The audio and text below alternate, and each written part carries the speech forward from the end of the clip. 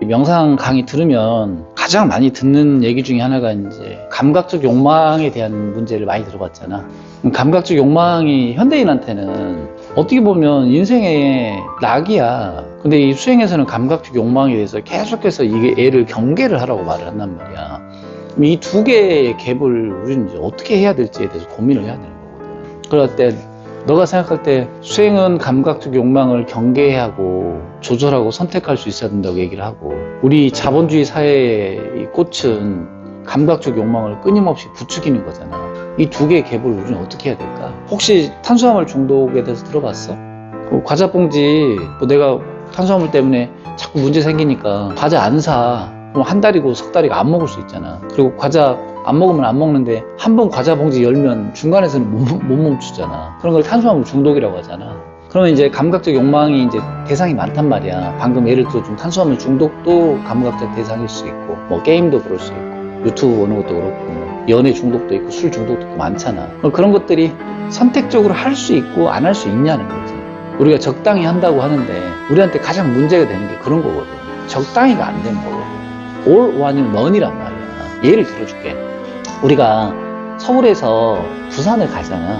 그럼 서울이 이제 대한민국 중간에 가운데 좀 있거든. 부산은 대한민국 남단의 동쪽에 있다고. 그럼 내비를 탁 찍으면 내비가 처음에 그려질 때 화살표가 약간 북쪽에서 남쪽으로, 그리고 살짝 동쪽으로 해서 남동쪽으로 화살표가 큰 틀에서 그려진다고. 근데 내비를 하고 가다 보면 이 나침판이 어떻게 바뀌냐면 쭉 고속도로 타고 가는데 산모통이 이렇게 돌 때가 있어.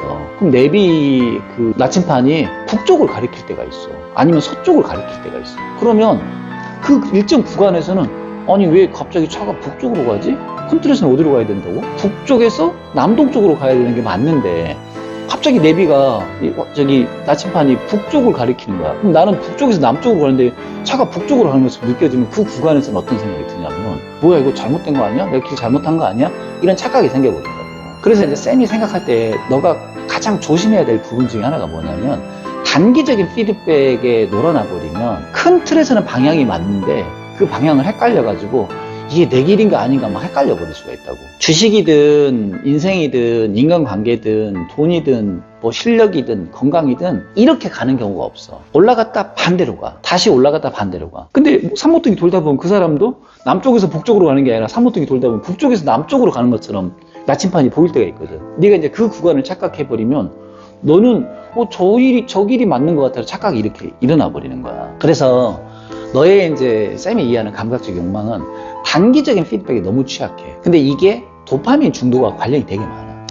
요즘 도파민 중독 우리가 얘기 많이 하잖아. 왜 문제가 되는지 혹시 질문해 본 적이 있어? 왜 도파민이 뭐 어쨌다고 문제가 된다는 거지? 뭐가 문제일까? 이렇게 생각해 본 적이 있어? 두 가지가 있어. 하나는 생리학적인 문제가 생겨.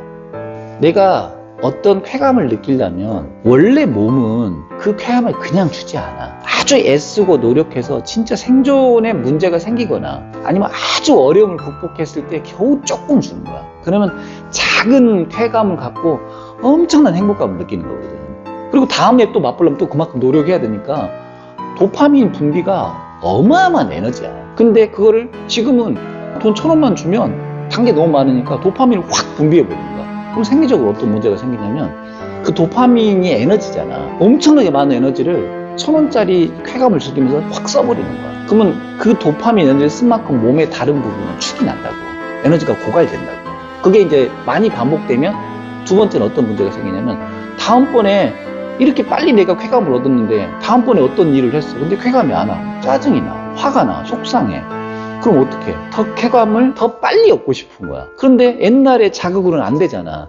그러면 더 무리를 해가지고 더 큰 자극을 바란단 말이야. 성격이 굉장히 급하게 바뀌는 거야. 그래서 단기적으로 당장 나한테 자극이 안 오잖아. 못 견뎌버리는 거야. 그럼 성마른 사람이 돼버리는 거지. 그리고 그렇게 해서 도파민 자극을 받을 때는 더 큰 도파민을 분비해야 되니까 한번 뭔가 이렇게 만족하고 나면 급격하게 기분이 나빠지는 이유가 그 도파민 분비하느라고 에너지를 너무 많이 써버렸잖아. 몸이 다른 데가 고갈돼 버리니까 잠깐 좋고 나면 기분이 확 나빠지는 이유들이 다 그런 거야.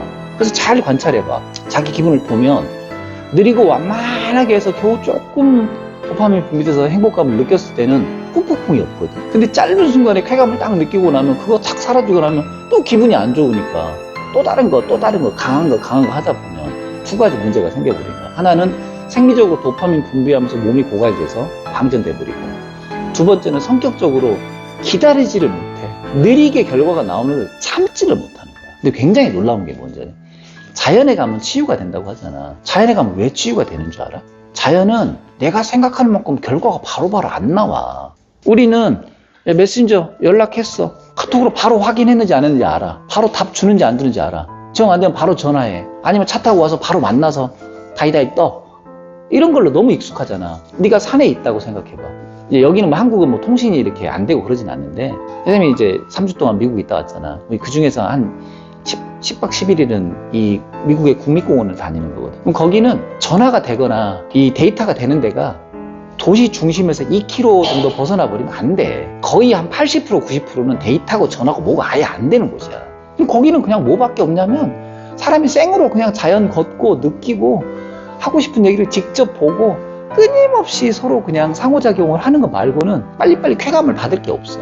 그러니까 그런 데 가 있으면 속이 답답해 미칠 것 같은 거야, 처음에 사람들이. 근데 그게 도파민 분비를 늦추게 만드는 거야. 그럼 생리적으로 도파민 분비가 낮아지잖아. 그러면서 성마른데 내가 막 짜증이 나는 게 하도 느리게 반응이 오니까 짜증 내다가 지쳐. 그럼 자기의 성격을 어떻게 바꾸냐면 이렇게 늦게 결과가 나오는 게 당연한 거야로 바뀌기 시작해. 그럼 어때? 이제 결과가 늦게 나와도 그게 크게 문제가 아니고, 도파민 분비를 상대적으로 굉장히 적게 하니까 몸의 에너지 낭비를 안 한단 말이야. 그러니까 그런 자연에 며칠 있다가 뭐 예를 들어서 뉴트리센터 가든 템플스테이를 가면 책이고 뭐고 다 뺐었잖아. 전자기기 다 뺐고 못 쓰게 하잖아. 그냥 걷고 그냥 말 안 하고 자연 느끼고 이렇게 하잖아. 그것들이 도파민 분비를 늦추게 하는 거야. 감각 자극에 반응하는 속도를 늦추게 하는 거라고. 일부러 사람들이 귀찮은데 일부러 루틴을 만들어. 쌤도 내가 수행을 엄청 오랫동안 했잖아. 내 하루 일과 중에서 오늘 할 일이 뭐가 있든 일단 그 일과를 고려해서 최소 1시간 10분을 빼놔. 그래서 다른 모든 걸 안 해도 이걸 할 수 있게 잠을 줄이든 일정을 빨리 하게 하든 해서 기필코 1시간 10분에서 1시간 35분 정도를 빼놓거든. 무조건 명상해, 무조건. 그 다음에 내 자신한테 또 해놓은 게 뭐냐면, 너 수리압비 5개, 그 다음에 잇몸 일으키기 50개, 그 다음에 푸시업 50개, 이거 하는 거야. 근데 이거를 잘 안 지켜. 내가 명상은 30몇 년 해가지고 진짜 그래도 겨우 잡아놨거든. 근데 수리압비하고 푸시업하고 잇몸 일으키기는 일주일에 한 2번을 빼먹어. 그렇게 내가 나 자신한테 얘기해.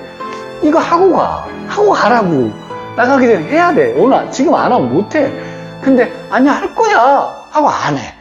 그래서 내가 내 자신한테도 맨날 얘기해. 이거 지켜야 돼. 이거 지켜야지 네가 루틴을 지킬 수 있어. 지금도 저는 그렇게 하거든요, 제 자신한테. 근데 여러분 저보다 더 많이 훈련이 안 돼 있기 때문에. 근데 이걸 지키면요 진짜 놀라운 일이 벌어져요. 몸이든 마음이든 최소한 그 이하로 떨어지진 않아. 제가 그건 개런티 해드릴 수 있어. 제가 이제 50대 중반이잖아요. 뭐 건강이고 체력이고 심리 상태고 유지가 돼요. 근데 제가 이제 주변에서 보면 갑자기 몸이 확 불었다, 확 빠지거나, 뭐 몸이 좋았다가 확 나빠지거나, 어디 뭐 병 걸려가지고 뭐 입원했다거나, 뭐 진찰 받으러 뭐 치료 받으러 다닌다, 뭐 이런 사람들이 진짜 많거든. 그거 보면 딴 게 아니야. 루틴이 없어, 이 사람들. 그래서 무조건 루틴을 만들어야 돼. 그래서 저는 강추, 감각적 욕망을 다스리는 아주 좋은 방법 중에 하나는 루틴을 반복하는 거야. 그래, 맞아. 네가 말한 게 이거야. 난 오늘 이거 할 거야. 근데 안 했으면 짜증이 나고 내가 실패했다고 생각하고 자책이 생기잖아. 그러면 이 마음을 따라가지 말고, 내가 안 하니까 이 자책감이 생기는구나를 바라보고 기다리라고. 이 마음이 가라앉을 때까지. 그래서 루틴을 반복하라고 하는 거야. 그러니까 그 마음을 부정할 필요는 없어. 그건 그냥 학습이 안 돼 있으면 올라오는 거야. 당연한 거야. 너가 옳고 그런 게 아니야. 쌤조차도 그렇다니까. 나도 맨날 못 지켜. 그래서 내가 나한테 너 진짜 이걸 못 지키니 이렇게 얘기하지만, 아니야, 또 하면 돼. 또 하면 돼. 그래서 해, 나도.